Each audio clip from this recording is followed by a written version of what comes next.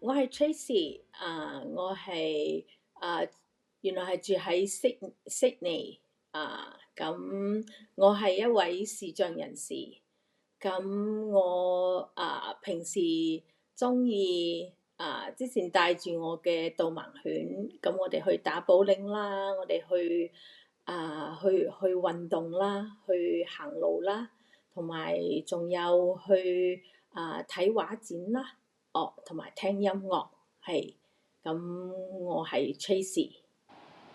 我叫 Jesse Chan，而家目前係一名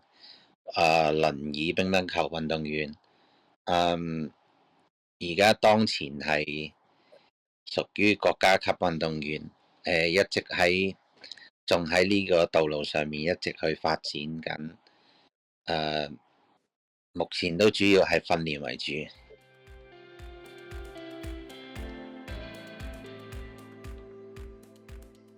如果輪椅人士嚟講，我覺得目前對我最有幫助嘅係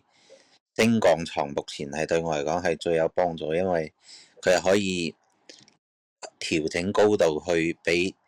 輪椅人士上落方便啲，以及電動輪椅各方面，同埋係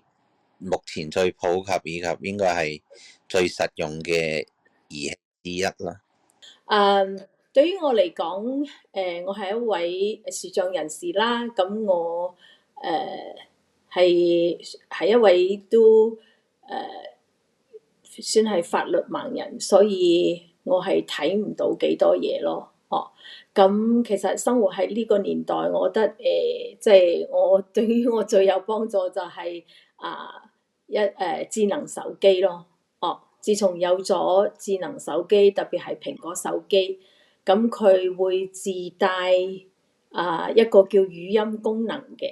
咁我哋可以正常咁通過聽力，唔需要睇就可以操作所有嘅電話，所以通過電話裏邊嘅好多嘅 APP 咧，就可以幫到我做好多嘢。譬如我要揾一樣嘢或者要問路我就可以打一啲電話，咁有人嚟幫助我啦。咁仲有幫我讀文件所以智能手機係我用得最多嘅。咁當然呢個時代就有好多聲控嘅產品啦。咁譬如 Google Home 咁仲有好多咯。仲有最近出咗個智能眼鏡，咁我可以通過語音就可以嚟嚟拍照啦，同埋錄影啦。仲有可以問我而家睇緊啲乜嘢，咁佢就可以形容俾我聽咁樣。咁所以隨着呢個智能嘅時代，我覺得我哋會生活得更加嘅自由，同埋可以更多嘅參與到社會裏邊。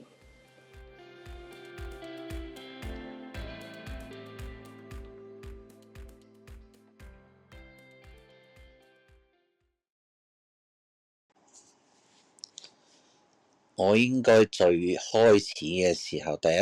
次接觸乒乓應該係喺我仲喺康復醫院嘅時候。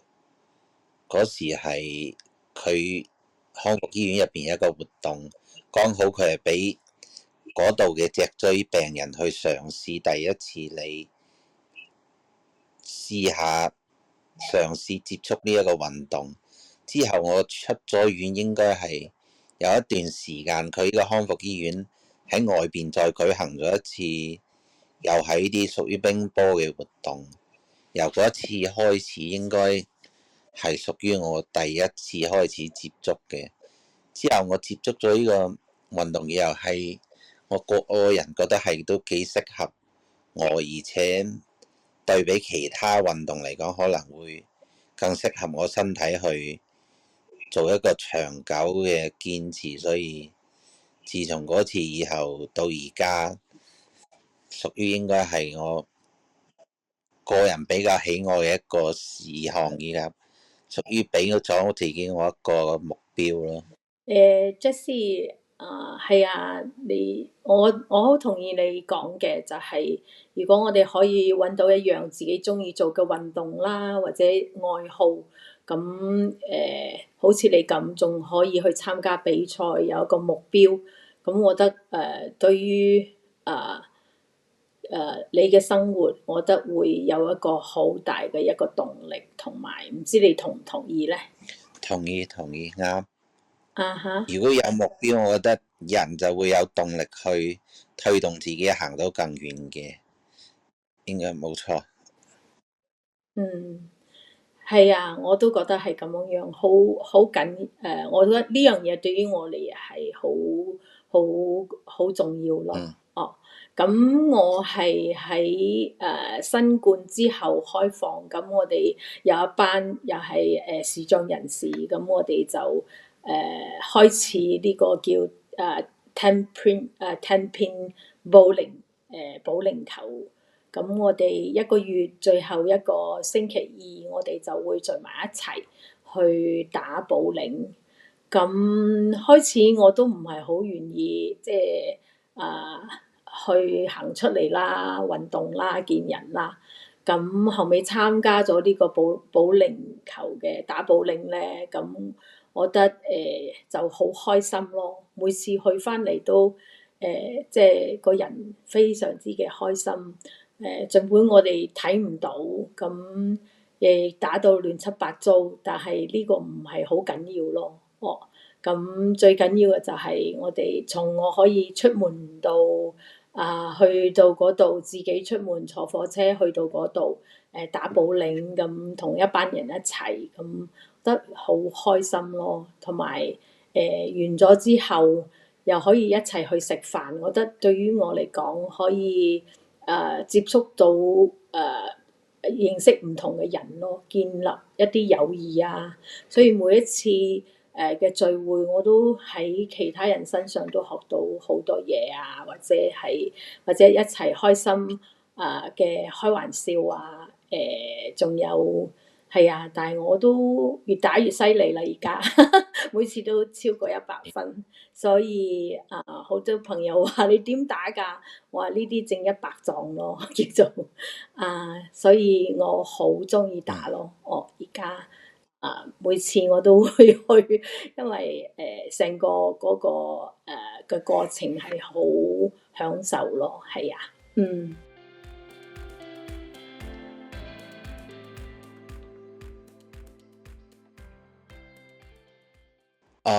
而家目前我覺得最普遍應該係 Facebook 同埋 Instagram，直接或者喺 Google 上面搜索翻 Table Tennis Australia，佢入邊應該你去揾到一個 contact 嘅，應該可以直接就會搜到關於我哋呢個運動嘅項目咯。喺我呢邊其實blind spot 係有好多個項目咯。如果有啲朋友係視障嘅朋友想參加運動，可以聯絡Vision Australia 或者係街度到盲犬協會啊，或者直接聯絡blind spot 就喺 Google 嗰度尋找嗰個叫做 blind spot，咁佢哋會有高爾夫球啦，會有草地保齡球啦，咁仲有嗰個tennis 啦，仲有好多其他嘅運動仲有係嗰個馬拉松嘅行走啦，都可以聯絡佢哋。好多個項目，只要你願意參加，應該係揾到你想要參加嘅項目咯。嗯，好，多謝。